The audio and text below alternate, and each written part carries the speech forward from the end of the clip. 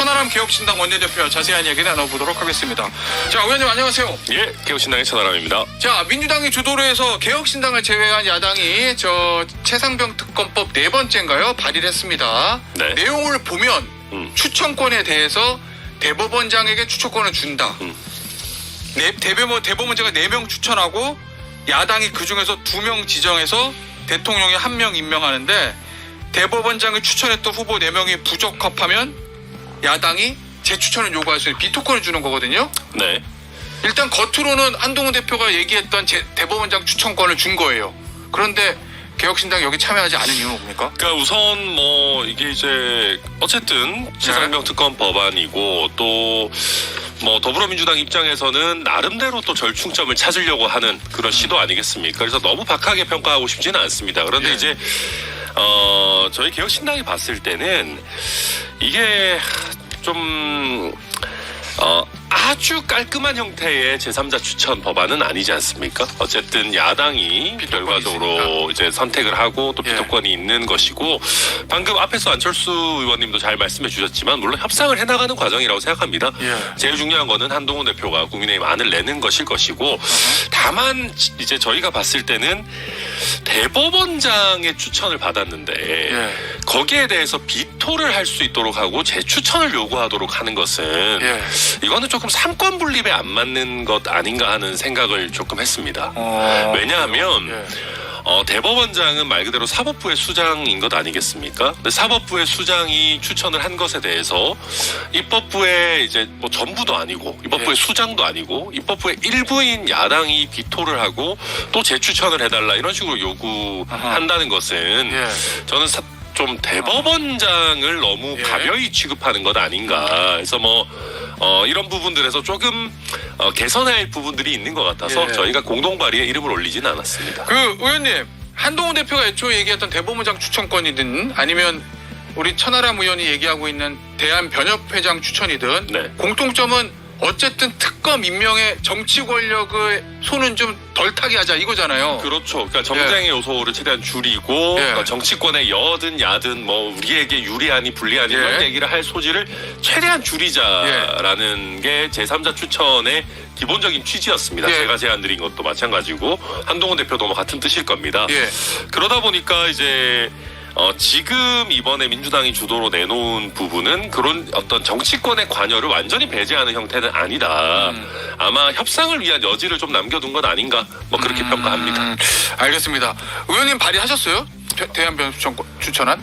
아니요, 아직 안 했습니다. 그건 왜 발의 안 하세요? 혹시 그걸 발의하면서 뭐 국민의힘 의원들의 동의를 좀 얻을 수 있는 거잖아요. 지금 국민의힘 의원들 같은 경우에는 한동훈 대표가 어떻게 움직일지 보고 있습니다, 사실은. 아, 그래요? 네, 그렇기 때문에 그리고 상식적으로 생각을 해봐도 어쨌든 제가 계속 말씀드리는 것도 한동훈 대표 안이라고 하는 것이 나와야 어쨌든 본격적인 협상이 논의가 되는 것이거든요. 그 얘기는 개혁신당 의원이 3명이기 때문에 사실 10명, 7명을 더 확보해야 되는데 그러려면 쉽게 얘기해서 저희가 야권에서 7분 정도를 더 모아서 내고 이런 부분들은 뭐 할 수 있는데 사실 그건 그렇게 본질적인 의미가 있는 부분은 아닙니다.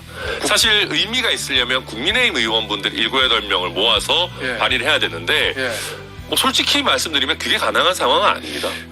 국민의힘들은 다 당연히 한동훈 대표 쪽 시그널을 바라보고 있는 거죠. 국민의힘 의원들이 한동훈 대표가 어떻게 움직이는지 보고 있다는 거는 구체적으로 어떤 의미입니까? 말 그대로입니다. 무슨 얘기냐면 지금 국민의힘에서도 방금 인터뷰하신 안철수 의원을 포함해서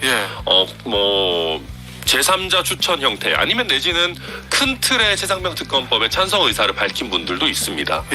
그런데 그런 분들도 천하람 안에 이름을 넣는 것보다는 어쨌든 국민의힘 안에 함께 동참하고 싶어하는 게 인지상정이겠죠.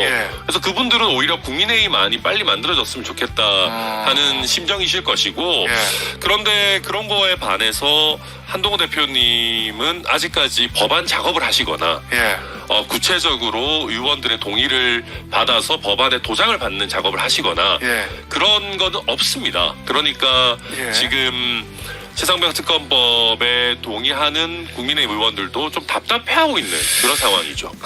이번에 여야 대표회담에서도 얘기 나온 건데 한동훈 대표가 의지는 있으나 어쨌든 법안 작업을 하고 있는 건 아니라는 거는 이번에 얘기가 나오는 거예요. 그렇죠. 앞서 안철수 의원은 그걸 가지고 한동훈 대표가 왜 고민의 시간이 길어지고 있다 이런 식으로 표현했는데 어떤 부분을 고민하고 있다고 추측하십니까? 본인의 의지는 있으나. 저는 한동훈 대표가 너무 모범생이라고 생각합니다. 그러니까 어떤 의미죠? 모든 걸 그 누구와도 완전히 척지지 않으면서 모두에게서 칭찬을 받고 싶어하는, 그러니까 모든 것을 관리하고자 하는 모습들을 저는 보여준다고 생각하거든요. 그러니까 무슨 말이냐면 용산과의 관계, 대통령과의 관계 요즘 좀 많이 틀어졌다라고 평가받습니다만은 파국으로 가고 싶어하진 않겠죠. 이 문제를 대통령과 그렇죠. 정면 대립하는 거는 원치 않을 거고, 또 의원들과의 관계에서도 주류 세력이라고 하는 다수 의원들과 척을 지는 것도 좀 두려워하는 것 같습니다. 그런데 문제는 그러면서도 국민들로부터의 지지나 인기는 받고 싶어해요. 그런데 죄송하지만은 그 정치에 있어가지고는 요술봉은 없습니다. 모든 걸 다 가질 수는 없어요.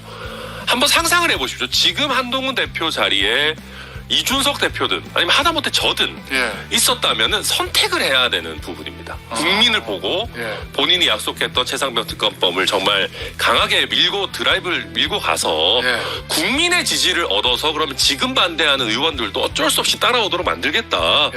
대통령이라도 내가 미래 권력이다 치고 나가서 대통령이 나를 버릴 수 없게끔 만들겠다라는 어떤 결단을 내려야 되는데 그런 걸 못하고 약간 모범생처럼 이것도 지켜야 되고 저것도 지켜야 되고 어떡하지? 하는 그런 고민에 빠져 있는 것 같아요. 근데 그러면서 좀 본질적인 걸 놓치고 있죠. 국민의 기대나 인기가 떨어지고 있는 그런 국면 아닌가. 그러니까 모든 걸 다 가지려고 하다가 제일 중요한 걸 놓치고 있다. 알겠습니다. 평가합니다. 두 마리 토끼를 다 잡지 말고 큰 걸 보고 가라. 뭐 이런 취지인 것 같아요. 맨날 말로는 동료 시민 국민 그러시잖아요. 국민만 보고 가고 지지율 높으면 모든 거 다 따라옵니다. 알겠습니다.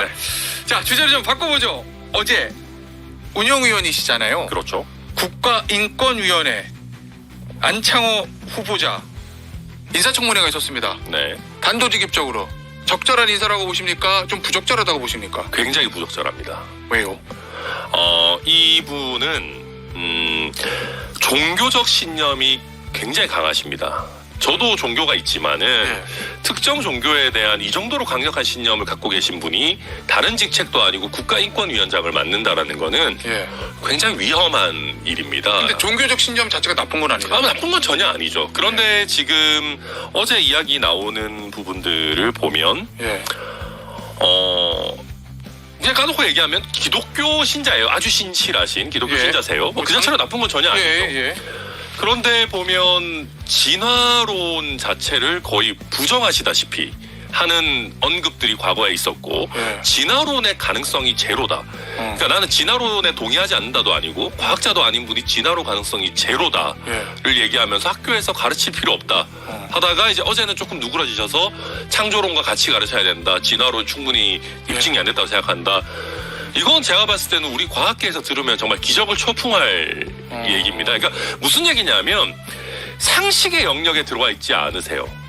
본인의 신념이 너무 강하다? 너무 강해요. 그러니까 지금 이게 보면 그 윤석열 정부 인사의 대체적인 특성들인데 뭔가 우리가 봤을 때 그냥 무난한 어떤 상식적이고 합리적인 범주를 넘어선 분들이 너무 많아요.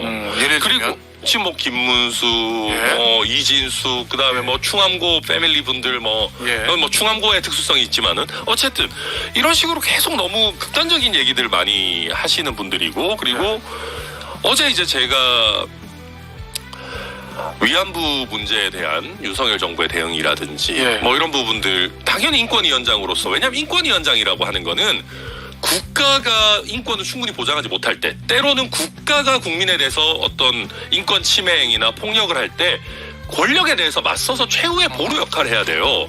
그런데 저희한테 내놓는 기존의 어떤 쓰신 거는 뭐 대통령제 뭐 제왕적 대통령제를 극복해야 되고 참모들 국무위원들이 대통령한테 직언해야 됩니다. 뭐 소신 발휘해야 됩니다.